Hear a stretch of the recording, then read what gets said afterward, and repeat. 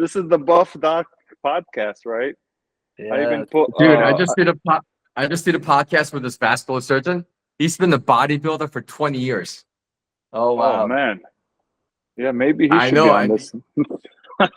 No, yeah, no, I did one with him on Friday because he wasn't available this weekend. But yeah, I'll bring him on next time. That's Sounds crazy. good. So he Yeah, competed. He actually competes. yeah, and telling me Yeah. he eats like 6, 7 meals a day and Oh my still God. goes Yeah. hardcore. I Yeah, mean, you have to be like dedicated, right, to do those competitions. My exactly, my exactly. ex-wife was into that for a while, and the stuff she had to do was crazy. Yeah. Your Like they ex-wife have was a a bodybuilder? she competed one year, Oh, okay, and like yeah, fitness. in Gotcha. the fitness physique, but like yeah, the meals were very bland, and they do all this weird stuff. Have you got into it much? The No, no, I not don't really. do a Yeah, lot of. I don't think it's very healthy. Yeah, there's a Yeah, I lot. don't like It's doing too much yeah, of that. I mean, I just want to stay healthy. I want to stay yeah, strong. Yeah. My goals are pretty simple, like strong, healthy, flexible, and that's it. Like I don't want to yeah, compete. I don't need to go. I don't want to go crazy. I've yeah, seen some of these bodybuilders, like after Yeah. they retire, they just break down. They just they don't feel good. They get sick. I've Yeah. seen a lot of renal insufficiency with them. What do you think, Enrique? No, I think With that protein, like I don't think your body can handle all the stuff they do. yeah, you're right, Dr. Hassan. And actually, it's very interesting. I have seen very like different scenarios. One, it was like a lot of depression after stopping Mm, testosterone for many years, and even a lot of anxiety for not able to have the same physique and body that you used to have back in the golden years or when you were younger. yeah, yeah, Not only that, it's just it's I don't know. I think they become so obsessed with their bodies that they some, I'm not saying all of them, but they don't have good personal yeah, relationships. They don't care about family or anything else. yeah, You know what I mean? They don't even yeah, have yeah. pets. Not even a You're right. dog or a cat. There's definitely like a psychological underlay Yes, when you get into something that much, right? I, But I agree. I mean, I but think it's good. Like the Alex is, it's perfect on the spot. I think you need to go to the gym. You need to exercise. You need to, do hiking, whatever you like to. I mean, exercise, no matter what, is very important. But I think if you go into extreme bodybuilding, competition, those type of things, is very demanding in terms of what you can eat or do and all that. And yeah. even people that I know, it's just for a social event. Do you care for a glass of wine or a glass of beer? No, Wait. I'm forget it. sorry. I have to like address this. This guy just vaped in front of two doctors. That should be a topic right there. Have you heard of popcorn lung, Dr. Ken? What Yes, the I heck? have. I know, but this is better than the cigarette Dude, that I used to smoke, no, I don't know about and that. it's a lesser of two evils. Oh my God, you're doing a podcast on a Sunday with your buddies.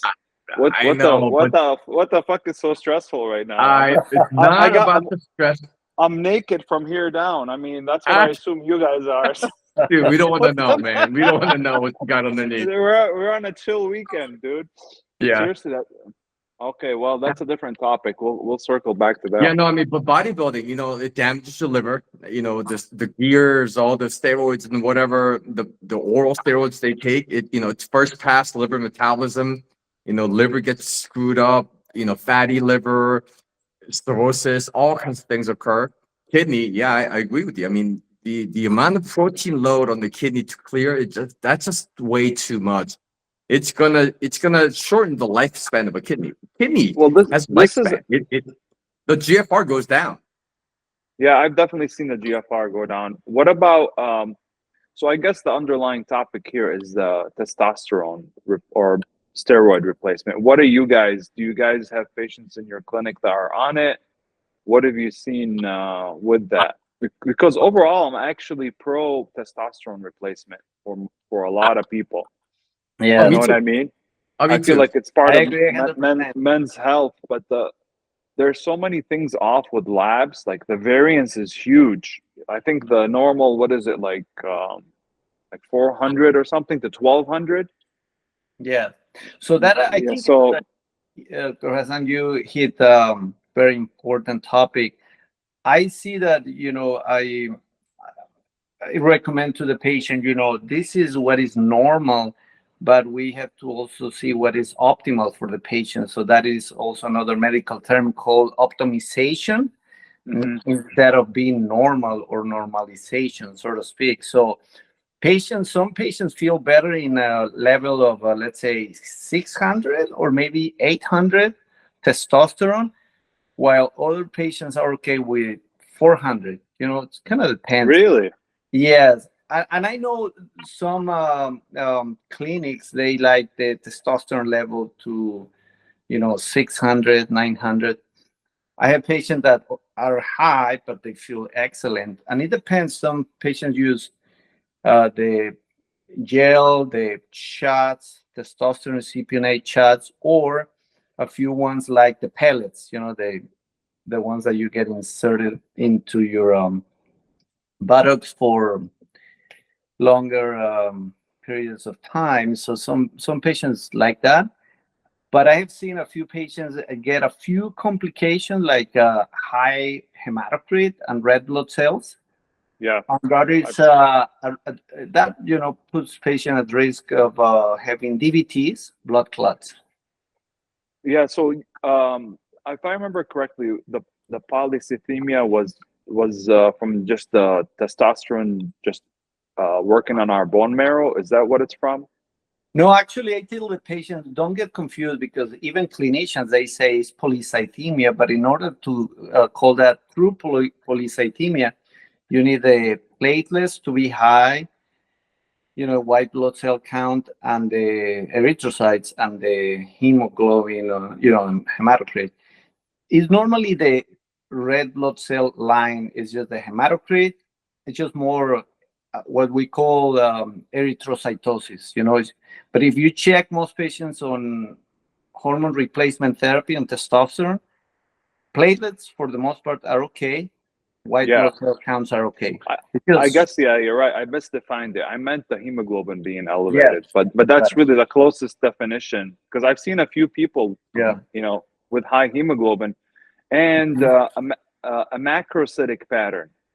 you're right. So yeah, so what have you seen like vitamin B deficiencies with this, or Mm, what did Not what did really. you? No, I see other patients with high MCV, mean Mm, corpuscular volume, and yeah. I tell them just get folic acid and B12 Hmm. or shots. For the most part, they respond really good. Yeah. No, I mean I've seen that with a few times with the Oh, elevated red or yeah the red you're cell right. count. Yeah. Yeah, yeah. So I don't know if they're just caused to be churned out inefficiently because of the therapy. I mean, what is it? A relative hypoxic state? Why is the body doing that? Making extra red blood cells. Yeah, it's the erythropoietin stimulation You're right. and From increased the endurance, testosterone. increased oxygen carrying, yeah, testosterone. And the Yeah. treatment is very simple. Just have them do whole blood donations, you know, every 6 months, whatever, and after checking the left, it maintains it off. I Yeah, was gonna say, do you lower the count? Do you lower the dose then? Is that an indication to lower the dose? Or you just bleed them a little bit, ask them to give some yeah, blood. bleeding therapy, like the Yeah. old-fashioned way, bleed Yeah. them. I think a combination of both, because they need to lower the dose and do a blood donation. Yeah. I had a few cases like that. They were, feeling stress for having too much but erythrocytosis, high hematocrit, and high red blood cells. Well, So yeah, that volume expansion is almost always coupled by hypertension. So a yes, lot of times, and I think that's one of the main causes of the deleterious problems of hormone replacement therapy, the DVT you mentioned, but there's also a significant risk of stroke in certain Yes, patients, and I think it's a contraindication to be on hormone replacement if you've had a stroke. Is that right? you're I'm Oh, right. pretty sure. absolutely. It's. I think it's always. I mean, and then I always get these guys that are like middle-aged guys that are, they're tan, they work out, they're on testosterone, and their blood pressure's through the roof, and it's like, You're right. well, where do you start? Because because and I have a lot of patients like that actually, and I don't begrudge them wanting to feel good. Like I get it. Like we all want to feel good, especially in middle age and beyond. And I You're think you have to find that balance between managing their blood pressure and keeping them on the therapy. And that's right. maybe it's telling them hold off on the therapy, because I actually had one patient that had an aortic dissection, you know, from his hypertension.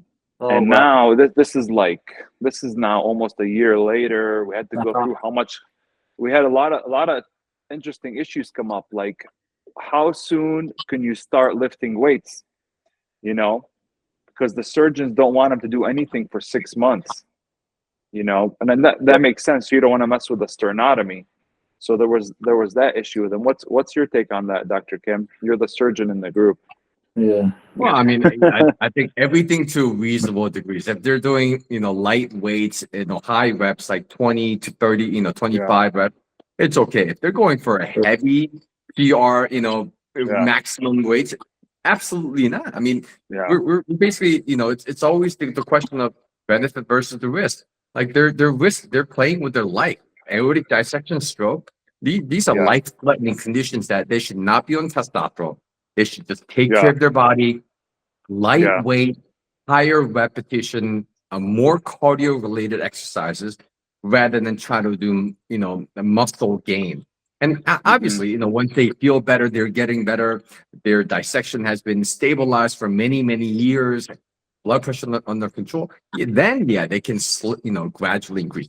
I always believe in like gradual improvements. There's, people starting a sudden weight, lifting programs, sudden dose of testosterone. It's always a recipe for disasters. It- Yes, I Yeah, agree 100%. And some of these patients, they need to also see other options for health and fitness, because some of them, they want to continue using testosterone, and I have seen that some need to stop in some way, or very minimal dose, not like they used to, for that, for hypertension, or for high, actually a few cases of hyperlipidemia, the triglycerides, high cholesterol, and some headaches even, because that hormone replacement causes hyperviscosity. Also, it makes the blood too thick in some cases. A few yeah. cases, That's for sure. That's for sure. you know. So Yeah. case by case, you know. I mean, if a patient presents with hypertension, or DVT or anything like that, or obesity or high cholesterolemia, Yeah, I wouldn't take them completely off the testosterone. I'll put them on a very low dose very low and dose. encourage them to do more cardio related workouts rather than, hey, muscle gain, lift weights 6 days a week kind of thing. Because without testosterone, a lot of times the muscle mass decreases, and we can actually be doing more harm where they don't have the Yeah. muscle mass. Now they're getting more prone to injuries, falls, Mhm. destabilized joints. It can cause a lot of more complications. I I agree. mean, obviously, in a hypothetical patient, so I don't know. Obviously, a lot of different factors play into it. Labs. Labs and all of that. I have a few patients that decided, okay, let's do plan B. Plan B would be not testosterone, but what else can we do to kind of help your body to make a little bit of testosterone? The options that I have seen is using Clomid, which is clomiphene, to stimulate your Leydig cells, and to make your own testosterone, and also the human HCG, human chorionic gonadotropin, the hormone that we can use also for weight loss, but it can also help to make your own testosterone. Yeah. HCG stimulates the FSH and LH in the Yes. pituitary, and thus stimulating the body's natural Correct. production of testosterone. So yeah, absolutely, very good replacement or substitution. I don't think HCG can raise the testosterone level to You're right. 800 or 1,000. No. But I think it's just enough. It helps. Just enough to maintain the muscle mass while You're they're right. healing and recovering from other pathological conditions. Yes. Well, one of my biggest reservations about getting into this kind of therapy, because I don't prescribe it, I always refer them to the PCP. But I always, I've been finding myself doing these discussions more and more with people because I'm in the wellness space now, and I think it's important for men's health. It definitely helps with mood, with muscle mass, and overall just feeling, your virility, feeling good. You have a significant other, they probably appreciate it, like a lot of good things. But it's also important to understand, like, why are you in a low testosterone space? I think that question is huge. And because for most people, just statistically speaking, it started probably with a sugar insulin resistance, so subsequently, you're insulin resistant, you have more fat in your body, which then increases the estrogen and conversion to estrogen from your if you have all these fat cells in certain parts of your body, they're gonna encourage your testosterone to be converted to estrogen.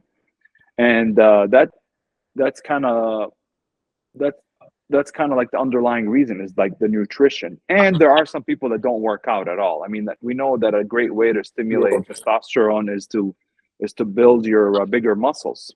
Your bigger muscle lifts when you work out legs, for example, squats, all those types of exercises. They've been shown to increase testosterone, not to a huge level, but to modest levels. Because I follow some physiology literature, and they always have these trials where they're comparing testosterone or different topics, obviously. But they've shown that when you work out these bigger muscle groups, your testosterone goes up.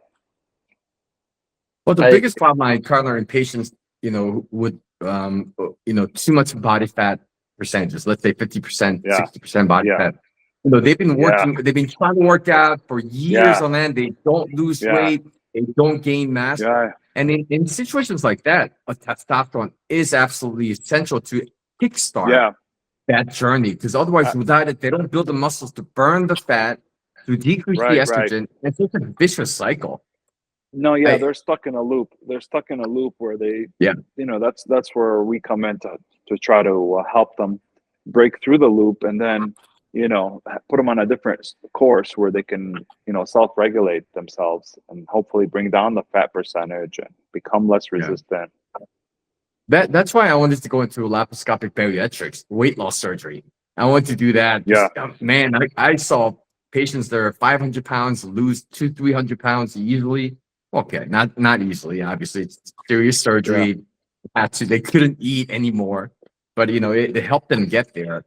But then I realized, there are some medications and other options that can kind of boost that. And testosterone and HCG, 𝙤𝙤𝙞 is one of the fundamentals of it. 𝙤𝙤𝙞. Have you ever used tamoxifen for really? For men?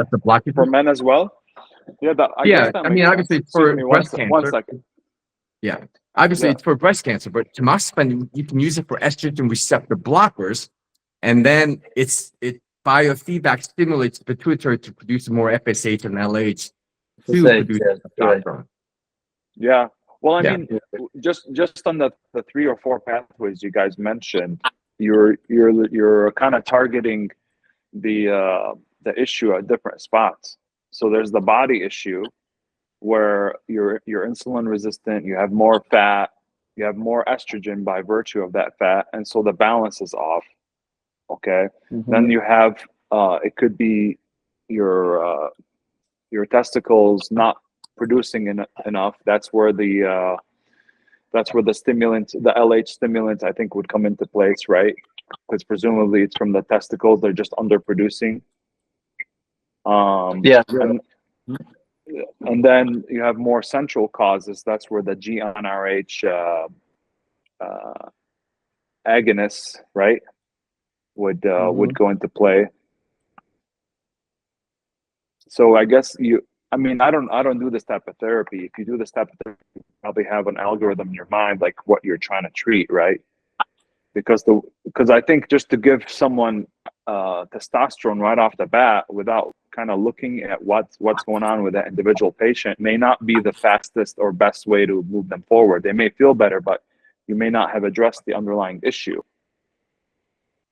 Yeah, I agree. So that's why you have to do a complete blood count, including prolactin and a few other markers, just to make sure you're checking everything and you're not missing anything else. Because I have seen a few patients that asking a few questions like, "Hey, do you have any breast tenderness?" And then you need to check estradiol levels, prolactin, and I have found a few prolactinomas, believe it or not. So, Oh, really? in the primary care setting, so I consult with with the specialist, of course, but you need to look a little bit more deep into more comprehensive, I would say, endocrine panel, because some endocrinologists really good at treating some of the I would say Addison's, diabetes, the classic endo conditions, but now with all those clinics that you see with testosterone and doing just the shots, I guess they do a really good job, but sometimes you have to think a little bit outside of the box to make sure you provide the best care for those patients. Yeah, but there is a demand out there. Patients are learning about this on their own, and they're demanding to treat it. And a lot of endocrinologists are kind of reluctant to do it. And yeah, I get it. It's a lot of malpractice potential. And hormone is one of those systems where you mess with one thing, and the whole cycle gets downgraded, upregulated. Right? It's not it doesn't just achieve a balance just by throwing a medicine. Body gets used to it, and so receptors down regulate. Now you need more and more of doses, just like an addiction does.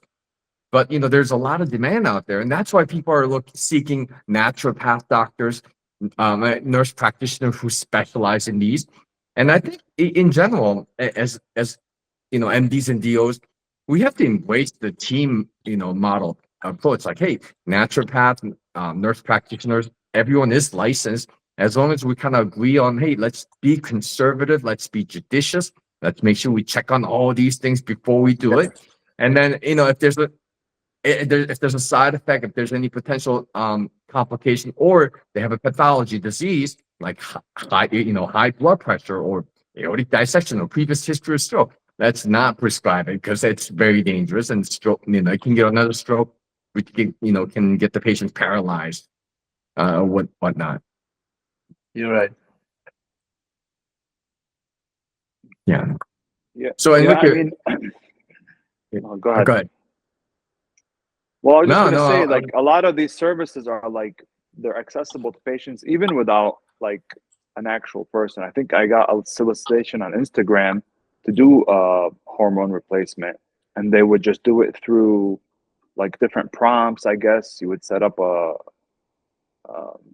televisit or something. I'm assuming it's like that, and then you would get it prescribed through the mail. You don't even have to go in. I think they even send you to a lab. The one I was looking at, I went like into all their prompts, and it was like pretty much you can just get it on Instagram. I mean, within a couple of weeks you can get this stuff. So you're almost like obligated to learn about this stuff, because people are actually getting it, and then you're gonna have to figure out how to make sure they're doing it safely and monitoring it properly. I mean, I don't know what you search in your Instagram reel. That doesn't come up on mine. That It must be the algorithm. They algorithm. know what you need, It must be Hassan. the they know. Zuckerberg knows you already. Yeah, no, it makes sense. I mean, I do follow a lot of health and wellness sites. Yeah. Peter there's a bunch of people now that are in that space. Some of them are chiropractors, some of them are retired doctors, some of them are naturopathic doctors, and I think everyone has some insight to shed on the subject. You know, the classic, you know, presentation of these goods and services has not been good. Like I think we've been too conservative in a way where now all these other specialties have recognized the need and kind of like serving it, you know. You mentioned your ex-wife was a fitness competitor or did a competition. Yeah, she did a competition. Yeah. Did that factor into her being an ex? To becoming the ex? No, I don't know. Yeah. Was she too No, aggressive? Was she too high on testosterone?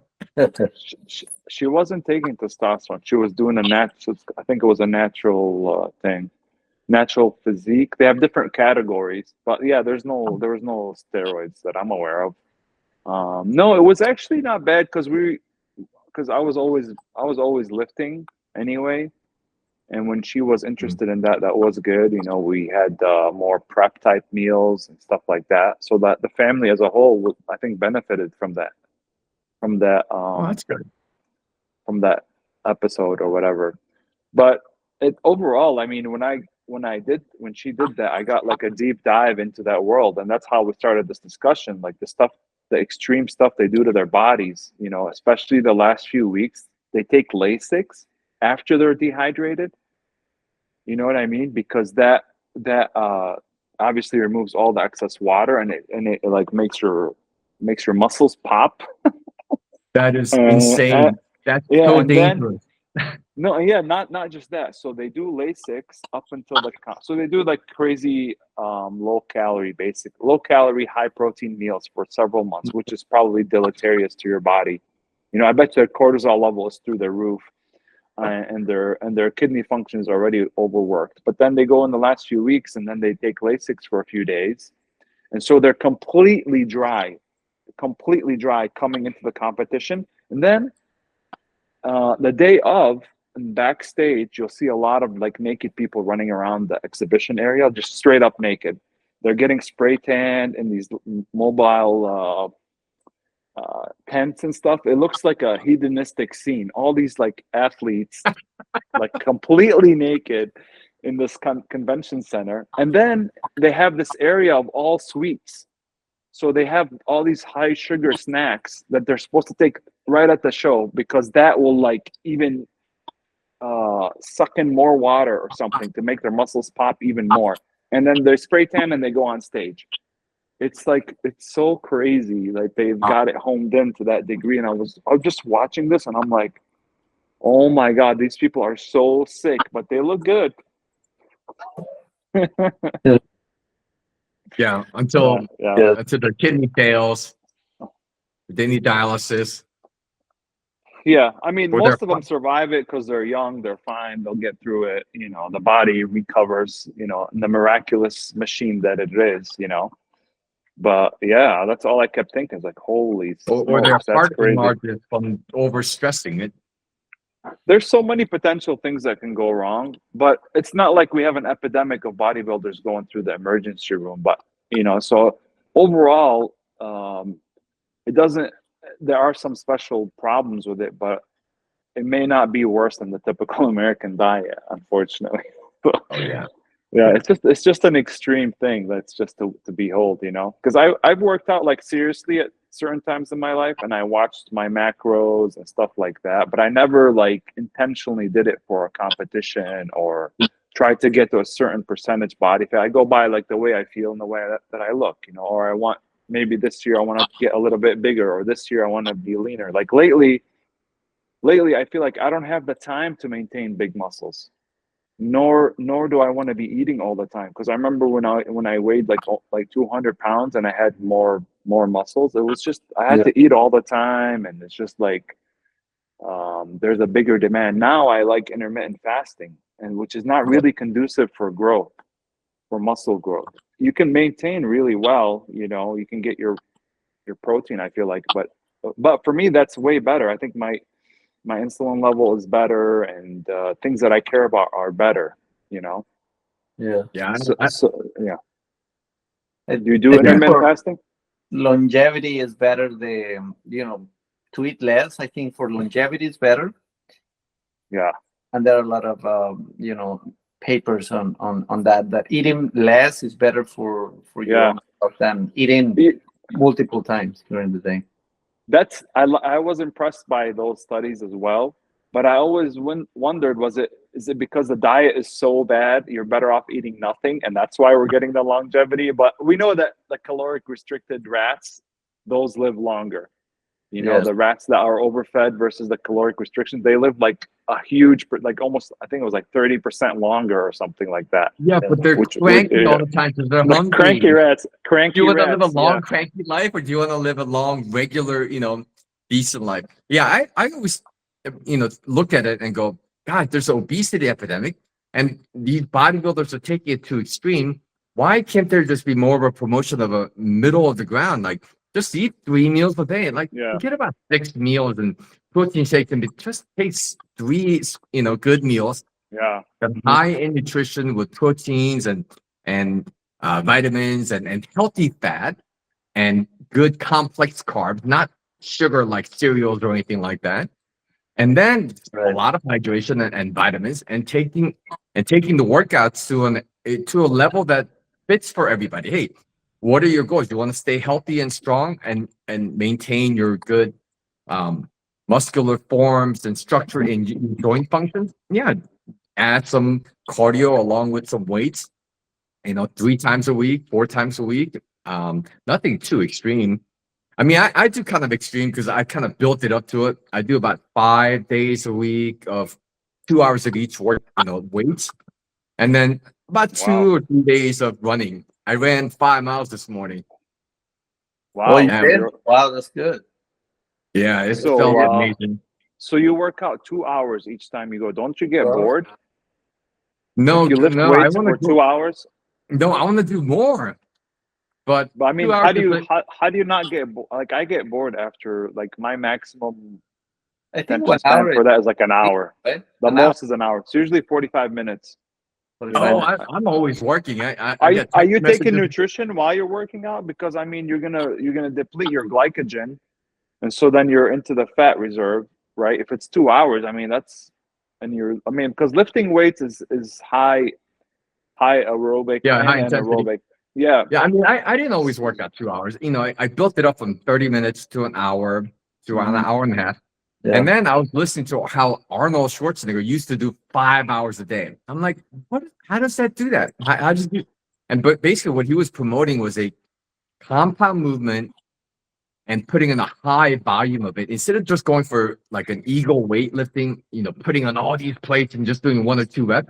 He says just do whatever you can, and yes, push yourself a little every time, but getting the reps yeah, in, like getting on enough volumes in there so that the muscles are kind of used to it. So even though I lift weights for 2 hours, I think my muscles are mostly aerobic, because Mhm. the amount of yeah, reps that I put in. It's 20 sets with 10 reps each. So I'm doing about 20 reps, 200 reps.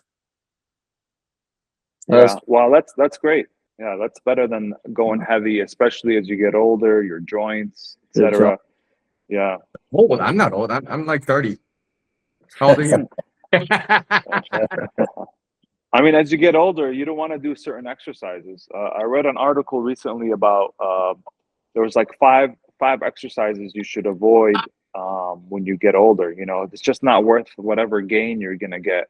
The top being is like the weighted um, what's it called, squats. You know, which are really good for you, but I think it's after 45 you should not be doing any heavy squats where you go into the extremes into your knees and then Oh, I putting agree with that. pressure on your lower back. Like when I see people doing like super heavy weights when they're older, like, and you know what I'm talking about. It's a guy that takes up Yeah. all those plates and he's Oh doing yeah. something. Or my I think that the absolute worst thing you can do in your late 40s or higher is any type of deep bench, you know, any type Mm. of deep bench where you're requiring like the the shoulder joint just to Shoulder suspend the joint. huge joint. So the joint is suspending this whatever crazy weight you're doing just to do this movement.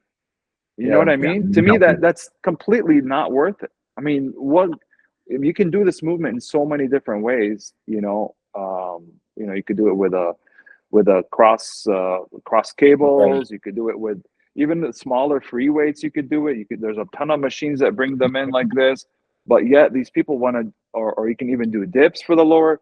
There's a lot of things you can do where you don't have to just pressurize the joint like that. Yeah, I And kind then, of shied away from squats or bench presses because every time I do that, my joints are hurting. I'm inflaming my tendons and ligaments. yeah, So I exactly. switched over to machines, and once I did that, oh my God, the difference! It's so much more safer. My joints are not lifting the weights; it's actually my muscles. And then instead of doing a bench press with your arms up like this, my angle's a lot lower. It's better. Yeah. And same thing with the legs. It's just doing leg presses and leg curls instead of squats. Oh, it helped a lot with my lower back, my knees, and my hips. Yeah, you gotta protect yourself, which is another like key component of weightlifting in general. That's why people are so intimidated by it, because you can get really hurt, if you don't know what you're doing. I always tell the patients that I want to just go with a trainer. I honestly can't think of anything better that you could buy for yourself than getting a trainer. I can't for the money for what you're getting for that service, like what else could you spend on yourself that's better for you than someone teaching you how to exercise your body properly. I can't think of anything better to spend your money on, honestly. At least get a few sessions and know how to do it, But people absolutely. that's been one challenge I've had in my clinic, because I set up a little mini gym area in anticipation of because I'm going to be prescribing exercises to patients. So I was trying to kind of partner up or something where I can get a trainer in there regularly. But there's it's very hard. First of all, it's not covered by insurance, and then I'll have to coordinate the trainer coming through with the patient's schedule. I'm actually just kind of offering it as a free service. So what I'm doing now is, when I identify a patient that would benefit from resistance training, which is pretty much all of them, and they show that they have interest, I'll take them back there and I'll just show them, hey, I want you to work on this or this or this. You know what I mean? And I'll just show them the movements, and that's what I'm doing with it. But there could be so much more if you can integrate that into the practice. That could be huge. A huge impact on people's lives. Absolutely. No, very important, Dr. Hassan. Now that you mentioned about integrating other services, one thing that I did in the primary care field, or everything that I do, is just get trained and feel okay, comfortable to prescribe hormones. So we went to a training to an expert on testosterone, female hormones, and all that. The name of that doctor is Angela De Rosa, and we're getting more. Let's see that. Okay, can you see me? Okay, and then more updates on training, because you always have to be reading and up to date. knowing what you're doing, right? Because you might say, because in residency we don't get any training. And how do I know that? Because when I was sitting in the class, there was an endo by training sitting next to me, and I said, wow, really? So, and then I asked it, so you don't get any training on how to deal with the complications or everything that has to do with testosterone, estrogen, and all of that. And he admitted, he said, no, we treat diseases, but we don't do optimization. We don't treat healthy patients. Right. No, that's our whole medical. You just described our whole medical system as it is. We're looking for disease that we can treat with our current armory of pharma drugs. Everything else doesn't exist, and we have to go into YouTube to learn about it. That's just what it is. So our job is to kind of take YouTube and then take our brains, which we spent 20 years cultivating how to weed out bullshit and give it to the patient in a very concise, understandable way. We can't ignore that space anymore. The wellness space, the naturopathic, ways of treating things, the focus on exercise and nutrition. Like that, nutrition is another thing. I remember my nutrition class in medical school, it was like a 25 page packet, because we had packets for everything. And I remember it was just a nutrition packet, and all that was in there was basically the food pyramid at the time, and some vitamin stuff, basically focusing on their toxicities. That was it. That's nutrition. You know what I mean? And nutrition is it's huge. It's so important. And it's, I know, like, we're not taught what foods, like, specifically are better than others. Therefore, how can we tell our patients? You know what I mean? All my nutrition knowledge was gained, outside of my professional education. It was all my own research. I'm sure you're the same way. The same, yes. Yeah. For the hormone replacement stuff, I would definitely want to go take a course and just learn about it, and just become an expert in it, and before I start prescribing it. Yeah. And even after you take the class, which I did, it takes at least 6 months of doing the job. I mean, in cases, patients. I would say the magic number is 10 patients, that you treat, and you see complications, because you might have a few ones, and then how to solve that, and also having a good mentor, a good doctor that, hey, what about this? What about, high LFTs? Am I poisoning the liver? What's going on? Because sometimes you can have a high LFTs, and it could be related to testosterone, it could be related to other stuff that you're using. So, there are many factors and details.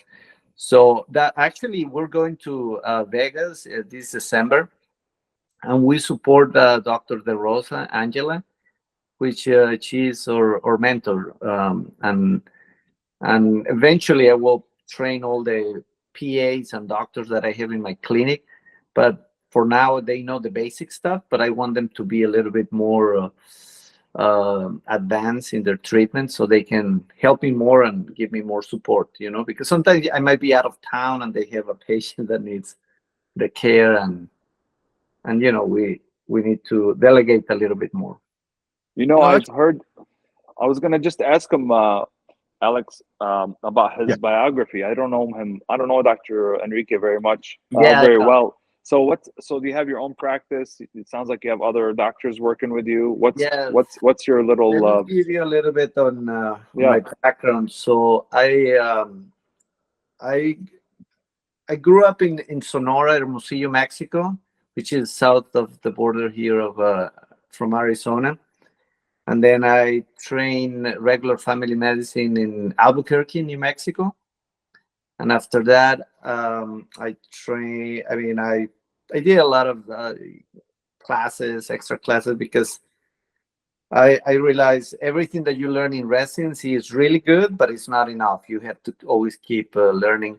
So I joined different academies, like and by the way, I finished, everything in traditional medicine, board certification, family medicine, traditional primary care.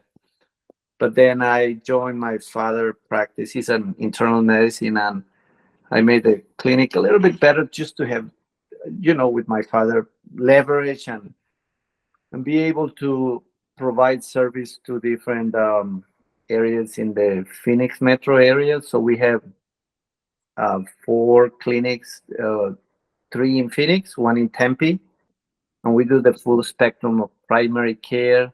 That's how I met Dr. Alex Kim and his great vascular support team, and that's where we are right now. Just full spectrum of primary care, but we do a little bit of everything. I do some injections, some PRP, some gel injections in the primary care setting, patients that want to avoid knee surgery and things like that. So a little bit of everything. So it's been great to see you kind of in your clinic kind of prosper and become bigger over the years. I've known you for, I don't know how many years, 5, 8, 7. Yeah, maybe 8.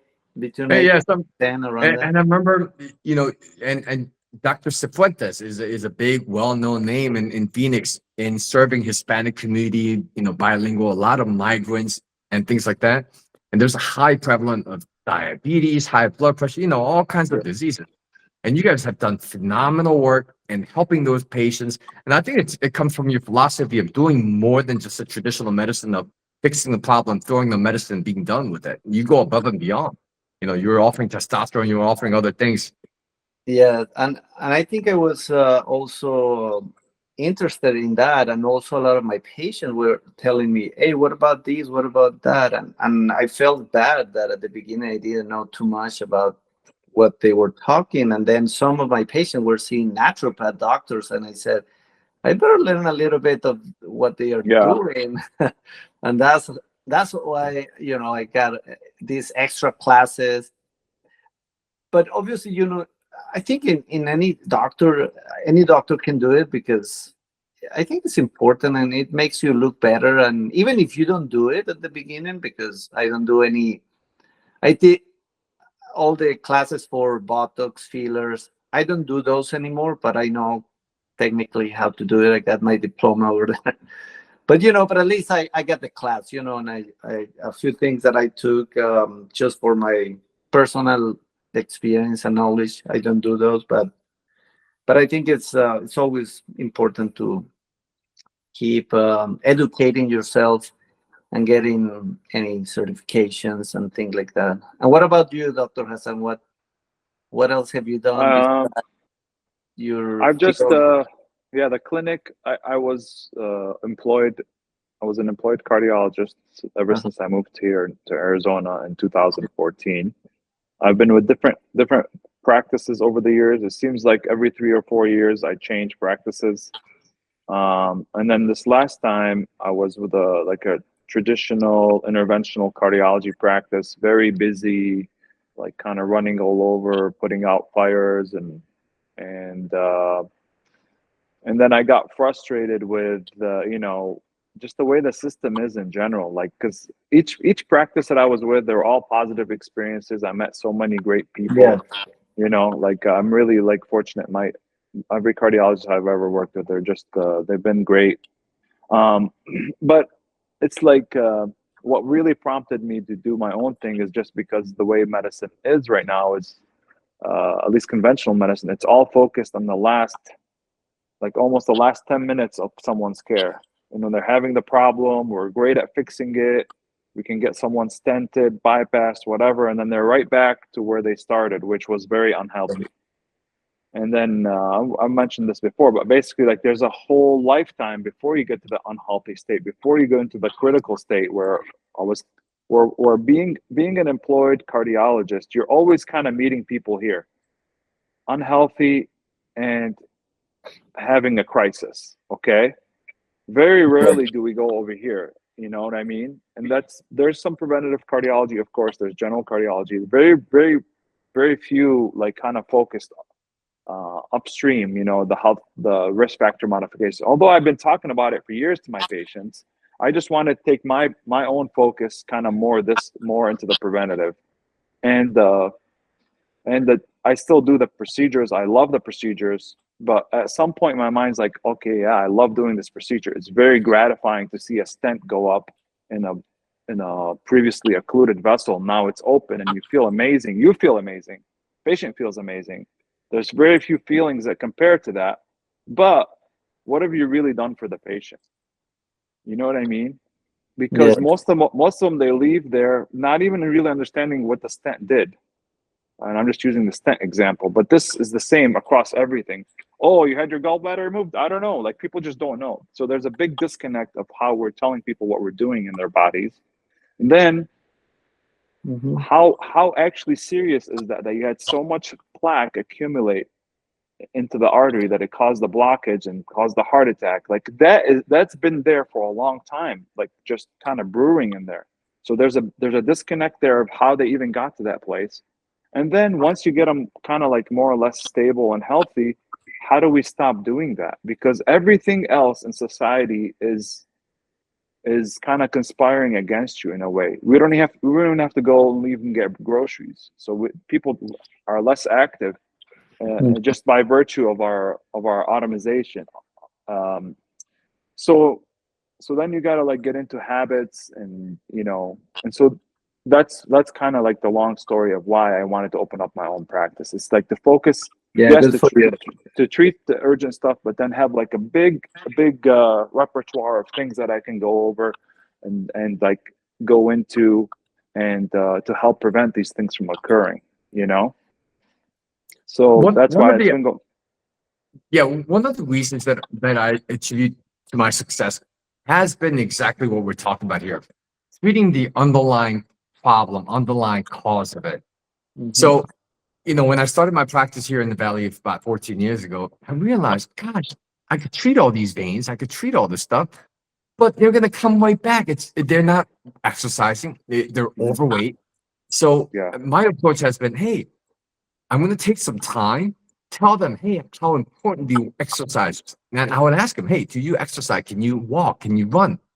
And a lot of people with the vein diseases can't walk because they have bad joints. They can't run, they can't exercise because everything's hurting.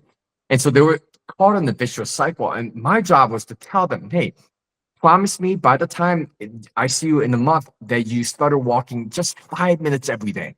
And they'll start with very incremental gains, 5 minutes every day. And then obviously they don't do every day, but they have put in a couple of days a week. So a month later, I'll tell them, okay, I'm going to challenge you to 10 minutes. Do some more walking. And once they start moving, people start losing weight a little bit. They feel better. So an improvement in one aspect of life helps them to eat better, helps them to feel better, helps their circulation better. And I've been able to get tremendous great outcomes because of it, not because of my procedure. I mean, my procedures are perfect, obviously, but more important than that is like, hey, preventing it from ever coming back again. Because yes, I can treat it now, but in 5 years, it's going to come right back if you continue this lifestyle habits and caught in this vicious cycle with no one helping them. A lot of orthopedic surgeons, they're too busy. They're too busy to be really constantly how to keep joints healthy. A lot of family practice, you're seeing 40, 50 patients a day because of the low reimbursement. There's no time to counsel them and teach them to lose weight, stay healthy, take your vitamins. I mean, something simple like an advice about taking vitamins. I mean, people, who would have thought?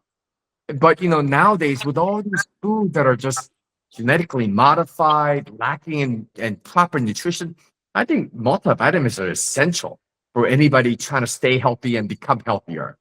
Our body consumes a lot more vitamins when we're in disease, when we're going through recovery, wound healing, whatever it takes. It takes proteins, it takes vitamins. Yeah, and that's a whole topic. Yes, absolutely. And Dr.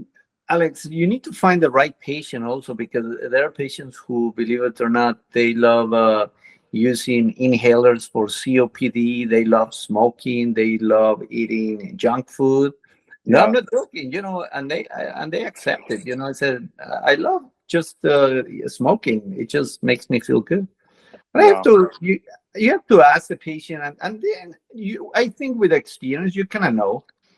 The patient that is going to change and he will do what you tell them to do. And the patient, though, no matter what, they will continue doing what they want to do. Hey, Enrique, you're falling off the screen a little bit. Oh, yeah, right here? Yeah. I had to like put mine somewhere. So you're right. Yeah. Because it's not going to look good on the video.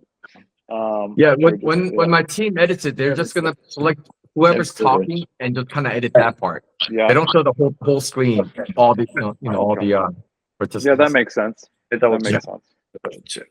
Yeah. There you go. Well, awesome, guys. It's almost an hour. Wow. We talked about a lot of stuff. I know. Yeah. Well, it's good to meet you, Dr. Enrique. Keep up the good work.